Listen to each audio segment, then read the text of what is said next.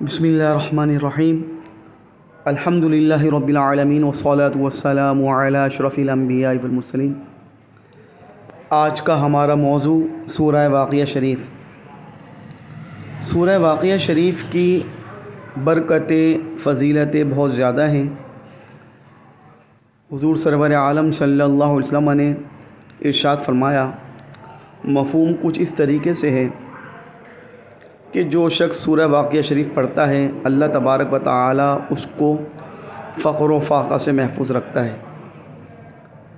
آج کل کے حالات آپ لوگوں کے سامنے ہیں، فقر و فاقہ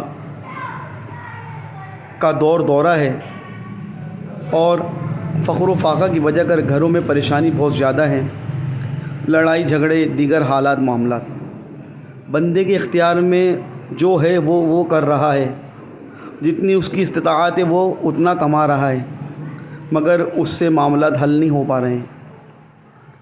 تو آپ حضرات اگر چاہتے ہیں کہ من جانب اللہ آپ کا مسئلہ یہ حل ہو جائے، تو آپ تمام حضرات سورہ واقعہ شریف کی تلاوت کریں روزانہ مغرب کے بعد یا عشاء کے بعد، اور اس کو پڑھ کر کے آپ اللہ تعالیٰ سے دعا کریں کہ یا اللہ تعالیٰ، سرور عالم صلی اللہ علیہ وسلم کا ارشاد گرامی ہے کہ جو سورہ واقعہ شریف پڑھتا ہے مولا تو اس سے فقر کو فاقے کو دور فرما دیتا ہے۔